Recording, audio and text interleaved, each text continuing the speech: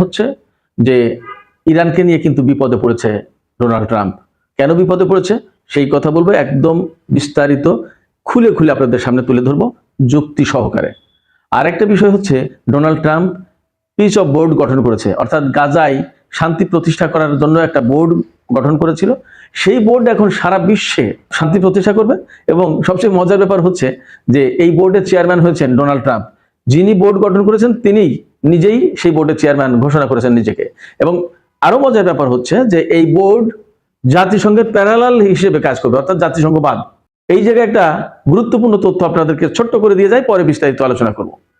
এই বোর্ড গঠন করাকে কেন্দ্র করে বা বোর্ড গঠন করার ভেতর দিয়ে আমেরিকা এবং ইউরোপের ভেতরে প্রচন্ড রকমের রাজনৈতিক মতদ্বন্দ্বতা এবং মতপার্থক্য, এবং এই দুই শক্তি অর্থাৎ ইউরোপ এবং আমেরিকার ভেতরে মারাত্মক রকমের ফাটল পরিষ্কার হয়ে গেছে। কিভাবে হয়েছে আমি আপনাদের সামনে বিস্তারিত তথ্য নিয়ে বিস্তারিত আলোচনা নিয়ে আসছি, আশা করি সঙ্গেই থাকবেন। প্রথমে বলি ডোনাল্ড ট্রাম্প ইরানকে নিয়ে কেন বিপদে পড়েছে। দেখেন, ডোনাল্ড ট্রাম্প ক্ষমতায় আসার পর ইসরায়েলের সাথে ইরানের কয়েক দফা সংঘর্ষ হয়েছে এবং গত জুন মাসে বড় রকমের যুদ্ধ হয়েছে, বলা যায় 12 দিনের যুদ্ধ ইসরায়েলের সাথে ইরানের। সেই যুদ্ধে মূলত যে সমস্ত অস্ত্র, যন্ত্রপাতি, টেকনোলজি, যত সামগ্রী, সরঞ্জাম যা ব্যবহার হয়েছে এবং বুদ্ধি পরিকল্পনা তার বেশিরভাগই আমেরিকার। আমি সবসময় বলি, আজকেও বলছি, আবারও বলবো সবসময়, যে ইসরায়েল তো বেসিক্যালি আমেরিকার একটা এক্সটেনশন, একটা আমেরিকার একটা ঘাঁটি মধ্যপ্রাচ্যে, আর কিছু না। সেক্ষেত্রে সেই ঘাঁটি যা ব্যবহার করে, যা কিছু করে, সবই তো আমেরিকারই কাজকর্ম, আমেরিকারই অস্ত্র, আমেরিকারই সামরিক সরঞ্জাম, সমস্ত সবকিছু। সেই ইসরায়েল যখন ইরানের সাথে যুদ্ধে লিপ্ত হলো, তখন ইরানের পক্ষ থেকে কিন্তু একদম প্রচন্ড রকমের দাঁত ভাঙা জবাব দেওয়া হয়েছে। এটা আপনারা সবাই দেখেছেন। অনেক কিছু গোপন করেছিল, কারণ যুদ্ধ যখন চলে, জুন মাসে 12 দিনের যুদ্ধ যখন হয়, তখন কিন্তু ইসরায়েলের সমস্ত মিডিয়ার উপর সেন্সরশিপ আরোপ করা হয়েছিল, যে ইসরায়েলের যুদ্ধের কোনো খবর বা ক্ষয়ক্ষতির কোনো খবর তারা প্রকাশ করতে পারবে না। তো আমরা ভেতর থেকে কিছু কিছু খবর তো পাচ্ছিলাম। এই কিছুদিন আগেই তো আমরা একটা খবর পেলাম, আপনারা নিশ্চয়ই শুনেছেন, যে ইরানের মিসাইল হামলায় মোসাদের হেডকোয়ার্টারে অন্তত 36 জন মোসাদ কর্মকর্তা মারা গেছে এক হামলায়। তাহলে আপনি চিন্তা করেন যে ক্ষয়ক্ষতির পরিমাণটা কি। এছাড়া ইসরায়েলের হাইফা নগরী, তারপরে এশকালন, তারপরে তেল আবিব, এরপরে তাদের তেল শোধনাগার, এরকম বহু কিছু ধ্বংস হয়েছে, ক্ষয়ক্ষতি হয়েছে। বেন গুরিয়ন বিমানবন্দর, আরো বিমানবন্দর ক্ষতিগ্রস্ত হয়েছে। মোসাদের হেডকোয়ার্টার হামলার কথা তো বললামই। তারপরে সবচেয়ে বড় ক্ষতি হয়েছে তাদের বৈজ্ঞানিক গবেষণা কেন্দ্র, যে রিসার্চ সেন্টার, যেটা গত 50 থেকে 60 বছর ধরে যে রিসার্চ সেন্টার গড়ে তুলেছিল, সেটা একেবারে ইরান চুরমার করে দিয়েছে। এর ভিতরে সবচেয়ে বড় যে ব্যাপার, সেটা হচ্ছে যে ইসরায়েলের সমস্ত তথ্য, কোথায় কোন ঘাঁটির সমস্ত গোপন তথ্য, এমনকি পরমাণু কর্মসূচির ব্যাপারে গোপন তথ্য ইরানের হাতে চলে এসেছে। তো এই সমস্ত ঘটনার পরে ইসরায়েলের অস্তিত্ব এবং ইসরায়েলের অবস্থান কিন্তু ভীষণভাবে ঝুঁকির মুখে ঠুনকো, এবং ইরানের কারণেই ইসরায়েলের অস্তিত্ব এখন বিরাটভাবে হুমকির মুখে, ঝুঁকির মুখে। আচ্ছা, এখানে আমেরিকা বিপদে কেন? আমেরিকা বিপদে এই কারণে যে আমেরিকা কিন্তু ইসরায়েলকে দিয়ে মধ্যপ্রাচ্যে তার স্বার্থ সুবিধা আদায় করার ব্যবস্থা করে। যেহেতু এটা ঘাঁটি, এই ঘাঁটি ব্যবহার করে আমেরিকা মূলত তারই স্বার্থ উদ্ধার করে, তার স্বার্থ রক্ষা করে। এখন ইসরায়েল যখন একেবারেই পারছিল না, তখনই কিন্তু আমেরিকা এসে ইরানের উপরে B-2 স্পিরিট বোমারু বিমান দিয়ে ইরানের পরমাণু স্থাপনার উপর হামলা চালিয়ে মূলত ইরানকে এই মেসেজ দিতে চেয়েছিল যে ইরান মোটেই আমেরিকা থেকে নিরাপদ নয়। অর্থাৎ ইরান যদি কথা না শোনে, ইরান যদি ইসরায়েলের বিরুদ্ধে এইভাবে হামলা চালায়, তাহলে আমেরিকা ইরানের উপর হামলা চালায় এবং ইরানকে পৃথিবীর মানচিত্র থেকে মুছে দেবে, এই মেসেজ দিতে চেয়েছিল। কিন্তু দেখা গেল যে ইরান ওই মেসেজ তো রিসিভ করলোই না, বরং কাতারের যে ঘাঁটি থেকে ইরানের উপর হামলা করেছিল, ইরান সেই ঘাঁটির উপর হামলা করলো এবং তার টোটাল কমিউনিকেশন সেন্টারটা একেবারে তছনছ করে দিল। তার আগে ইরাকের আইন আল আসাদ ঘাঁটিতে 2020 সালে হামলা করেছিল, 8 জানুয়ারি, আপনারা সবাই জানেন সেটা। এবং এরবিলের আর একটা ঘাঁটিতে হামলা করেছিল এবং ওই ঘাঁটি দুটো একেবারে তছনছ করে দিয়েছিল। তার আগে পারস্য উপসাগরের আকাশ থেকে আমেরিকার সবচেয়ে গুরুত্বপূর্ণ গ্লোবাল হক স্টেলথ ড্রোন, সেটা ইরান ভূপাতিত্ব করেছিল একটা মিসাইল দিয়ে, সিঙ্গেল মিসাইল দিয়ে। এবং ইরানের নিজস্ব প্রযুক্তিতে তৈরি করা খোরদাদ বা 15 খোরদাদ 15 এই ক্ষেপণাস্ত্র প্রতিরক্ষা ব্যবস্থা করে, তার চেয়ে কিন্তু পাওয়ারফুল ববার ক্ষেপণাস্ত্র প্রতিরক্ষা ব্যবস্থা। তো ইরানের নিজস্ব প্রযুক্তিতে তৈরি করা এই সমস্ত মিসাইল, ডিফেন্স সিস্টেম, এই সমস্ত ব্যবহার করে ইসরায়েলকে কিন্তু ব্যাপকভাবে নাজেহাল করেছে। নট অনলি দ্যাট, সৌদি আরবের তেল শোধনাগার বা তেল ক্ষেত্র যেটা আরামকো, সেই আরামকো তেল ক্ষেত্রের উপর ইয়েমেন ব্যাপকভাবে বোমা হামলা চালিয়েছিল ড্রোনের সাহায্যে। এবং আপনারা সবাই জানেন সেই হামলায় সৌদি আরবের তেল ক্ষেত্র ব্যাপকভাবে ক্ষতিগ্রস্ত হয়েছিল। এবং আমরা সবাই কম বেশি জানি যে ইয়েমেনের যোদ্ধারা মূলত ইরানের প্রযুক্তি ব্যবহার করে। সেক্ষেত্রে ইরানের প্রযুক্তির কাছে ইসরায়েল এবং আমেরিকার প্রযুক্তি অনেক ক্ষেত্রেই মার খেয়ে গেছে। এই মার খাওয়ার কারণে আপনার মধ্যপ্রাচ্যে এবং সারা বিশ্বে আমেরিকা ও ইসরায়েলের সামরিক শক্তি বা আধিপত্যবাদী অবস্থা বা তাদের যে রাজনৈতিক গুরুত্ব, এগুলো ভীষণভাবে ক্ষুণ্ণ হয়েছে, খর্ব হয়েছে। পাশাপাশি ইরানের এই টেকনোলজির কাছে আমেরিকা এবং ইসরায়েলের টেকনোলজি যখন মার খেয়ে যাচ্ছে, তখন তাদের অস্ত্র বাজারে ধস নামবে, এটা কিন্তু তারা জানে। শুধু তাই না, আমেরিকা যখন ইরানের কাছে মার খাচ্ছে বা আমেরিকার প্রযুক্তি যখন ইরানের কাছে এসে আটকে যাচ্ছে, ধরা খাচ্ছে, তখন আমেরিকা কিন্তু বিপদে পড়ে যায়। সারা বিশ্বে তার প্রযুক্তি, তার অস্ত্র, তার সামরিক সরঞ্জাম যেমন বিক্রি হবে না, তিনি সারা বিশ্বে আমেরিকার যে প্রভাব প্রতিপত্তি, এই প্রভাব প্রতিপত্তি কিন্তু ক্ষুণ্ণ হচ্ছে। একে তো ডলার দিয়ে ক্ষুণ্ণ করছে, আমেরিকান ডলার ব্যবহার করছে না ইরান, রাশিয়ার, চীন, কোনো কোনো জায়গায় পাকিস্তান, ভারত, তুরস্ক, সেক্ষেত্রে আমেরিকান ডলার মার খাচ্ছে। তারপরে আমেরিকান অস্ত্র বা সামরিক শক্তি বা রাজনৈতিক প্রভাব ইরানের কাছে ভীষণভাবে মার খেয়ে যাচ্ছে। এই সমস্ত জায়গা থেকে ইরানকে একটা শায়েস্তা করার একটা খায়েশ ডোনাল্ড ট্রাম্পের ভেতরে আছে এবং রাজনৈতিক তাগিদ আছে। অর্থাৎ আমেরিকা যদি ইরানকে শায়েস্তা করতে না পারে, তাহলে তো ইরান 2 দিন পরে মোটেই কথা শুনবে না। এত বছর তো কথা শোনেই না। কিছুদিন পরে ইরান আমেরিকাকে থোড়াই কেয়ার করবে এবং সারা বিশ্বের বিভিন্ন দেশ আমেরিকাকে কিন্তু গণ্য করবে না, মান্য করবে না। এই যে বিপদ, এই বিপদ থেকে রক্ষার জন্য ইরানকে একটা শাস্তি দেওয়া বা ইরানের উপর হামলা চালানো এখন মোটামুটি ভাবে আমেরিকার উপর ফরজ হয়ে গেছে। কিন্তু এই ফরজ আদায় করতে পারছে না খুব একটা, কারণ আদায় করতে গেলেই তো ইরান পাল্টা হামলা চালাবে, আমেরিকার উপরেও হামলা চালাতে পারে, ইসরায়েলের উপর তো হামলা চালাবে। আমেরিকার প্রেসিডেন্ট ডোনাল্ড ট্রাম্প বলেছে গত পরশুদিন যে ইরানকে পৃথিবীর বুক থেকে মুছে দিতে হবে। এখন এই পৃথিবীর বুক থেকে মুছে দিতে গেলে ইরানের উপরে মারাত্মকভাবে হামলা চালাতে হবে, এমনকি পরমাণু বোমা হামলা চালানোর প্রশ্ন। আমি এই জায়গায় আপনাদেরকে বলি যে ইরানের উপরে যদি পরমাণু বোমা হামলা চালানোর চেষ্টা করে, তো ইরানও পাল্টা জবাব তাই দিয়ে দেবে সম্ভবত। কারণ ইরান সবসময় বলে আসছে যে আমেরিকা বা ইসরায়েল যেভাবে হামলা চালাবে তারা সেইভাবে পাল্টা জবাব দেবে, ইরান সেইভাবে পাল্টা জবাব দেবে। তাহলে কি দাঁড়ায়?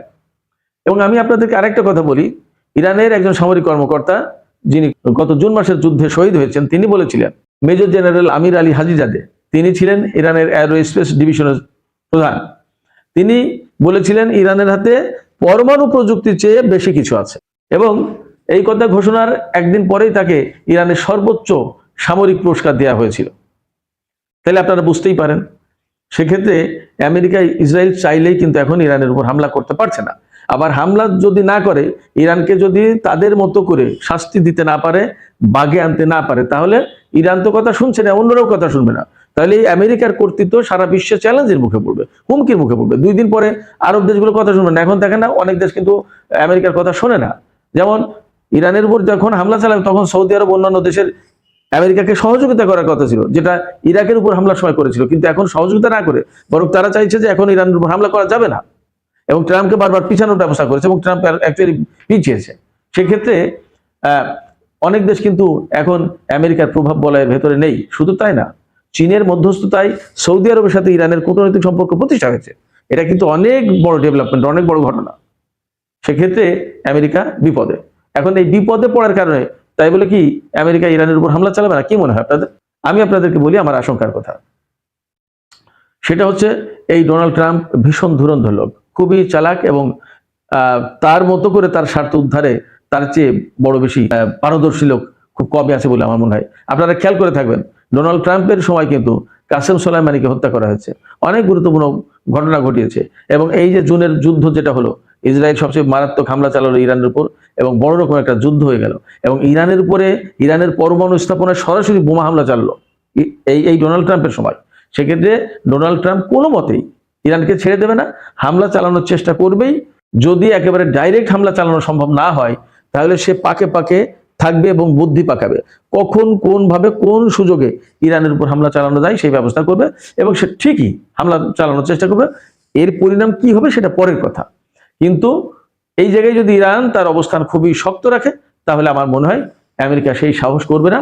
আমেরিকার সমরবিদরা অন্তত এইটুকু জেনে গেছে যে ইরানের উপর হামলা করলে রাশিয়া এবং চীন ইরানের পাশে দাঁড়াবে, এমনকি তৃতীয় বিশ্বযুদ্ধ লেগে যেতে পারে, এবং at the same time Iran আমেরিকার উপর পাল্টা হামলা চালাবে, আমেরিকার মূল ভূখণ্ডের উপরেও হামলা চালাতে পারে। সেই রকমের প্রযুক্তি ইরানের হাতে আছে, সেই রকমের ক্ষেপণাস্ত্র এখন ইরানের হাতে আছে, সে কথা আমরা গত কয়েকদিন থেকেই জানতে পারছি। শুধু তাই না, আপনারা নিশ্চয়ই আরেকটা তথ্য জেনেছেন যে কয়েকদিন আগে, 4-5 দিন আগে ইরানের 5টি যুদ্ধ বিমান আমেরিকার আকাশে টহল দিয়ে ফিরে গেছে। এটা কোথা থেকে কিভাবে গেছে আমরা জানি না, কিন্তু ঘটনা ঘটেছে।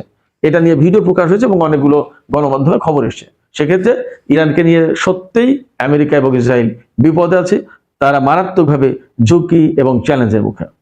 সুপ্রিয় দর্শক, আমি এখন আপনাদের সামনে আরেকটা বিষয়ের আলোচনা উত্থাপন করছি, আশা করি এই আলোচনাটাও ভালো লাগবে। পিস অফ বোর্ড আপনারা গত কয়েকদিন থেকে মনে হয় শুনেছেন, গাজা উপত্যকায়, ফিলিস্তিনের গাজা উপত্যকায় শান্তি প্রতিষ্ঠার জন্য Donald Trump piece of board গঠন করেছে। 35টা দেশকে দাওয়াত দিয়েছে, রাশিয়াও এই বোর্ডে অংশগ্রহণ করার দাওয়াত পেয়েছে, বাট রাশিয়া কোনো প্রতিনিধি পাঠায়নি।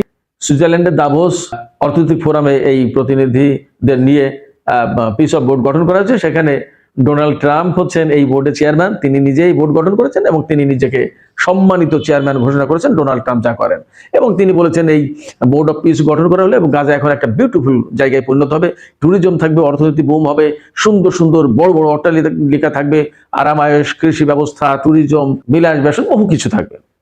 কিন্তু গাজা বা ফিলিস্তিন কি একটা স্বাধীন রাষ্ট্র হবে? গাজা কি স্বাধীনতা পাবে? ফিলিস্তিন কি স্বাধীন হবে, স্বাধীনতা পাবে? পাবে না।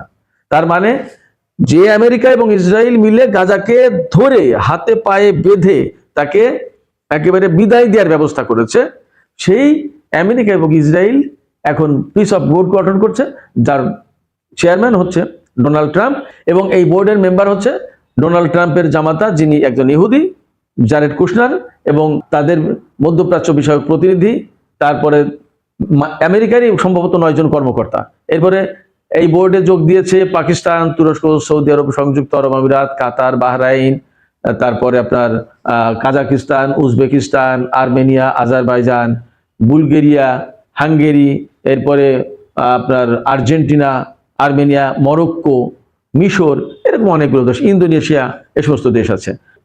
আরেকটা কথা আপনাদেরকে বলি, এই বোর্ডের মেম্বার হতে হলে $100 কোটি ডোনেট করতে হবে, জমা দিতে হবে, এবং বোর্ডের মেম্বার থাকবে মাত্র 3 বছরের জন্য, আর ডোনাল্ড ট্রাম্প থাকবে আজীবনের জন্য চেয়ারম্যান। যতদিন তিনি বেঁচে আছেন এই চেয়ারম্যান থাকবেন তিনি, এবং তিনি বলেছেন এটা জাতিসংঘের বিকল্প হিসেবে কাজ করবে। তার মানে জাতিসংঘের কোনো খবরদারি থাকবে না, তার মানে মাতব্বরিটা ডোনাল্ড ট্রাম্পের হাতে সবসময় থাকবে। আমেরিকার প্রেসিডেন্ট যেই হোক না কেন ডোনাল্ড ট্রাম্পের চেয়ারম্যান, আপনারা সিস্টেম বোঝেন। এবং টনি ব্লেয়ার এই বোর্ডের মেম্বার, টনি ব্লেয়ারকে করা হয়েছে। টনি ব্লেয়ার হচ্ছেন কে? যে মিথ্যা কথা বলে ইরাকে যুদ্ধ শুরু করেছিল জর্জ বুশের সাথে, যে ইরাকটাকে ধ্বংস করে দিয়েছে। তো সেই ক্ষেত্রে আপনারা বুঝতেই পারেন যে এই পিস অফ বোর্ড কি হতে যাচ্ছে, এবং এখানে যে সমস্ত মুসলিম দেশ যুক্ত হয়েছে তাদের বেসিক্যালি কোনো কর্তৃত্ব থাকবে না, তাদের কোনো সে খুব বেশি একটা থাকবে না। তারা নাম কষ্টে থাকবে, যাবে, সই করবে, 3 বছর পরে সদস্য পদ শেষ, আবার রিনিউ করতে হবে, এবং কোন শর্তে আবার যদি বলে যে আবার টাকা দিতে হবে, তাহলে সেটা তাই করতে বাধ্য হবে। এবং ডোনাল্ড ট্রাম্প যা বলবে, ডোনাল্ড ট্রাম্প যা করবে সেটাই তো ভাইরাল। আরেকটা কথা বলি, আপনারা নিশ্চয়ই জানেন যে ডোনাল্ড ট্রাম্প কিন্তু বড় ব্যবসায়ী। টাকা কিভাবে আদায় করতে এবং টাকা কিভাবে ইনভেস্ট করতে এবং টাকাকে কিভাবে লাভজনক পর্যায়ে নিয়ে যাওয়া যায় সেটা খুব ভালো জানে। অতএব এই বোর্ড অফ পিস যেটা করা হলো সেটা শুধু গাজার জন্য না, সারা বিশ্বে শান্তি প্রতিষ্ঠার জন্য। এখানে আরেকটা মজার কথা বলে থাকি, 3-4 দিন আগে ডোনাল্ড ট্রাম্প ঘোষণা করেছে, মনে আছে নিশ্চয় আপনাদের, যে তিনি একসময় শান্তি প্রতিষ্ঠার কথা বলতেন, কিন্তু কয়েকদিন আগে তিনি বললেন কি, যে আমাকে যখন নোবেল পুরস্কার দেয়া হয়নি তখন আমার জন্য এখন শান্তি প্রতিষ্ঠা বা শান্তির কথা বলা কোনো বাধ্যতামূলক কোনো কিছু না, এখন আমি যা খুশি তাই করতে পারি। তারপরে তিনি গ্রিনল্যান্ডে সামরিক অভিযান চালাতে চেয়েছিলেন, ভেনিজুয়েলার প্রেসিডেন্টকে তিনি অপহরণ করে আমেরিকায় নিয়ে গেছেন, কিউবায় সরকার পরিবর্তনের কথা বলছেন, ইরানের সরকার পরিবর্তনের কথা বলছেন, এবং ইরানের সর্বোচ্চ নেতাকে সরাসরি পৃথিবী থেকে বিদায় দেওয়ার কথা বলছেন, ইরানকে পৃথিবীর মানচিত্র থেকে মুছে ফেলার কথা বলছেন।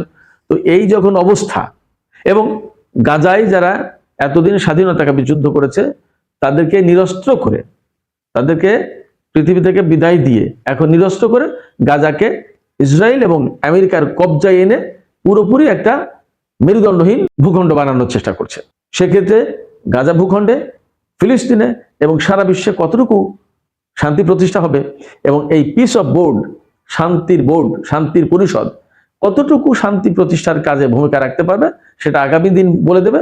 তবে আমি আপাতত খুব একটা আশাবাদী হতে পারছি না, আমার ভরসা নেই। সুপ্রিয় দর্শক, আপনাদের কি মনে হয়? আপনারা কি ভরসা করছেন এই পিস অফ বোর্ড পৃথিবীতে বা গাজায় শান্তি প্রতিষ্ঠা করতে পারবে? এবং ডোনাল্ড ট্রাম্প আর নেতানিয়াহু যেখানে আছেন সেখানে থেকে তাদের মাধ্যমে বা তাদের নেতৃত্বাধীন বোর্ডের পক্ষে বিশ্বে স্বাধীনভাবে কাজ করা সম্ভব হবে? এবং আপনারা কি মনে করেন আরব দেশ